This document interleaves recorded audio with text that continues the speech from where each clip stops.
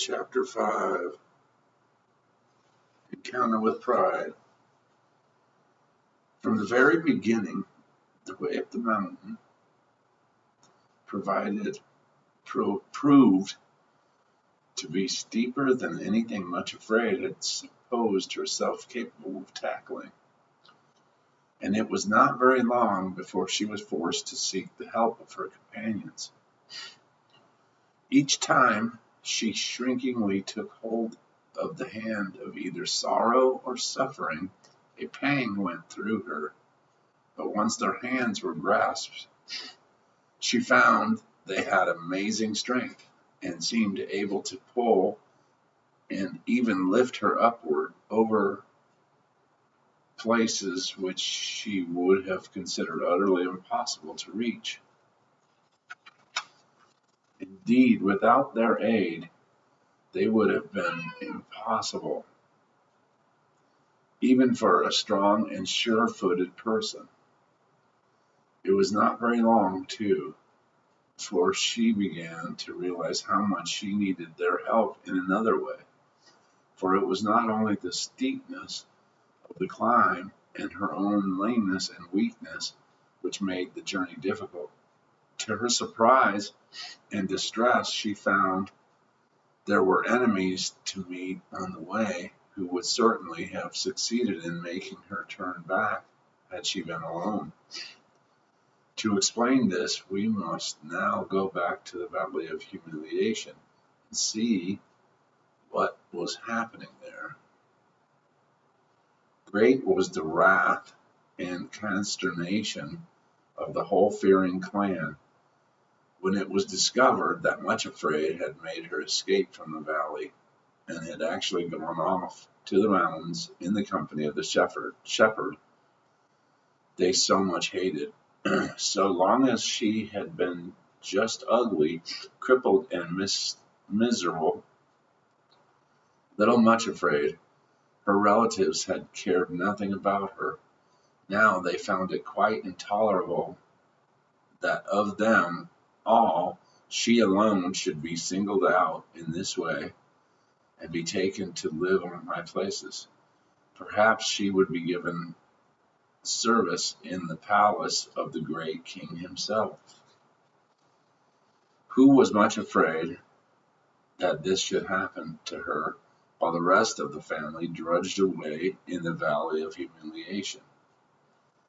It was not that they wanted to go to the mountains themselves, far be it, but it was intolerable that Much Afraid should do so.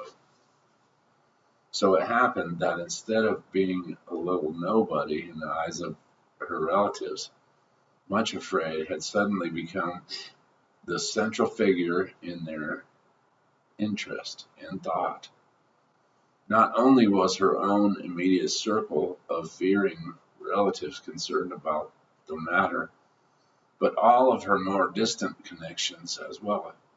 Indeed, the whole population of the valley, apart from the king's own servants, were angered by her departure, and determined that by some means she must be brought back and the hated shepherd be robbed of his success in filching her from them. A great consultation went on between all the more influential relatives, and ways and means discussed by which she could be captured most effectively and be brought back to the valley as a permanent slave. Finally, it was agreed that someone must be sent after her as quickly as possible in order to force her to return. But they could not conceal from themselves that force might prove impossible, as apparently she had put herself under the protection of the great shepherd. Some means, then, would have to be found to beguile her into leaving him of her own free will. How could this be accomplished? In the end, it was unanimously decided to send a distant connection of the family named Pride. The choice fell on him for several reasons. First, he was not only very strong and powerful, but was also a handsome young man. And when he chose, could be extremely attractive. It was emphasized that if other means proved unsuccessful, he was to feel no scruples against exerting all his powers of fascination in order to coax Much Afraid away from the shepherd.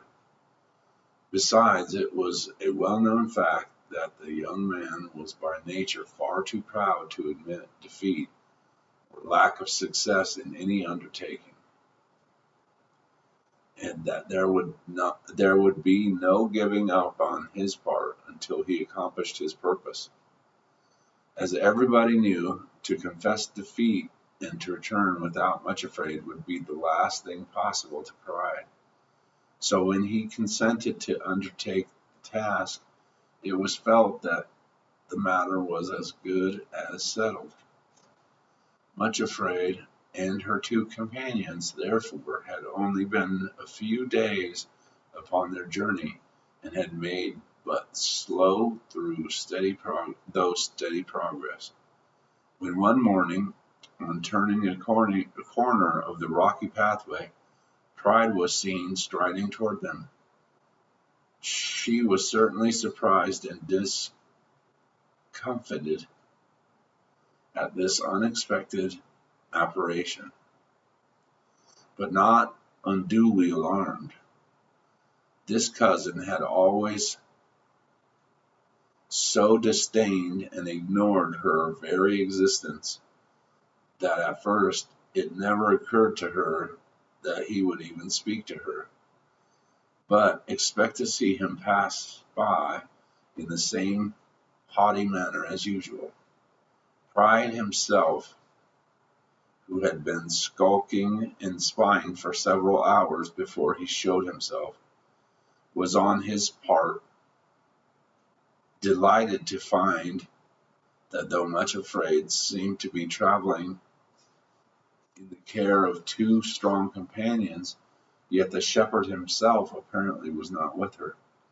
He approached her, therefore, quite confidently, but with a most unusual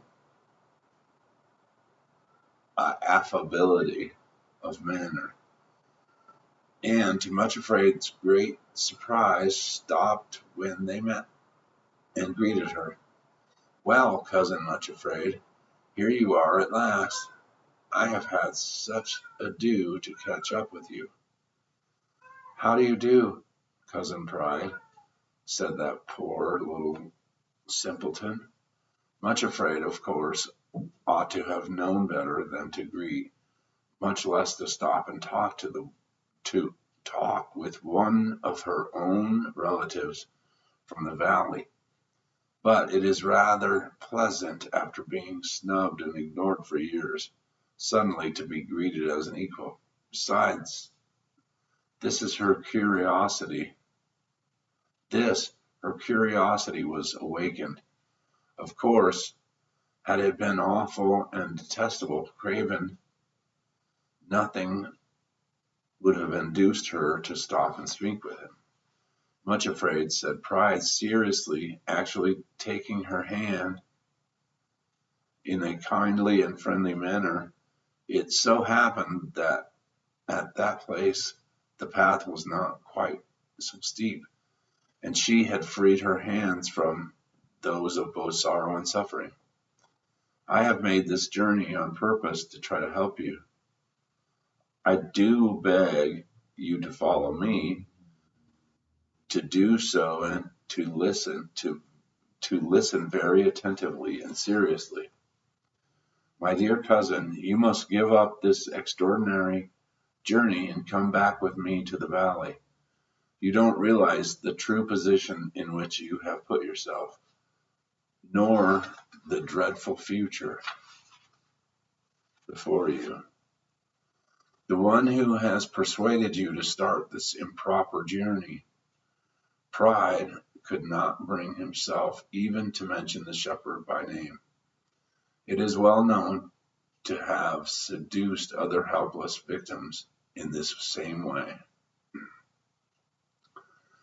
Do you know what will happen to you, much afraid, if you persist in going forward?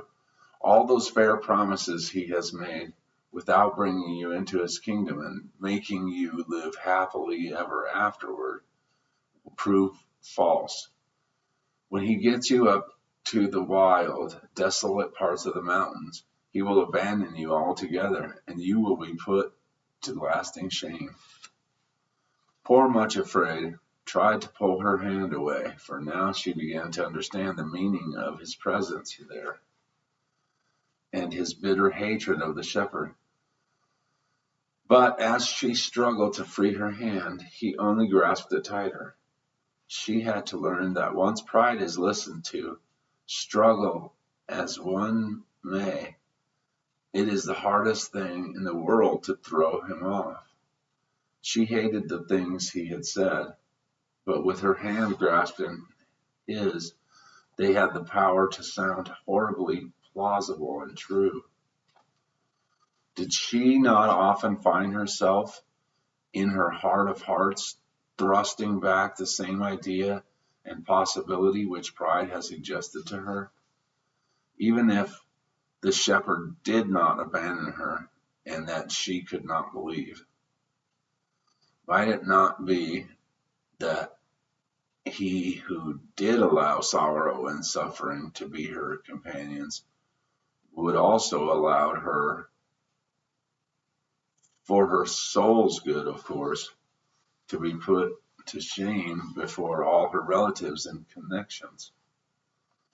Was she not almost certainly exposing herself to ridicule? Who could know what the shepherd might allow her to go through for the ultimate good, perhaps, but quite unbearable to contemplate? It is a terrible thing to let pride take one by the hand. Much Afraid suddenly discovered his suggestions are so frightfully strong, and through the contact of touch he can press them home with almost irresistible force. Come back, Much Afraid, he urged vehemently. Give up before it's too late. In your heart of hearts, you know that what I'm saying is true, and that you will be put to shame before everybody. Give it up while there's still time. Is a merely fictitious promise of living on high places worth the cost you are asked to pay for it? What is it that you seek there in that mythological kingdom above? Entirely against her will, and simply because he seemed to have her at his mercy, Much Afraid let the words be dragged out of her. I am seeking the kingdom of love, she said faintly. I thought as much, sneered Pride. Seeking your heart's desire, eh? And now, Much Afraid, have a little pride. Ask yourself honestly, are you not so ugly and deformed that nobody, even in the valley, really loves you? That is the brutal truth. How much less will you be welcome in the kingdom of love, where they say nothing but unblemished beauty and perfection is admitted? Can you really expect to find what you're seeking? No, I tell you again that you feel this yourself and you know it. Then be honest at least and give it up. Turn back with me before it's too late. Poor Much Afraid. The urge to turn back seemed almost irresistible. But at that moment, when she stood, held in the clutch of pride, feeling as though every word he spoke was the hideous truth, she had an inner vision of the face of the shepherd. She remembered the look with which he had promised her. I pledge myself to bring you there, and that you shall not be put to shame. Then it was as though she heard him again, repeating softly as though looking at some radiant vision in the distance. Behold, thou art fair, my love, thou hast those eyes.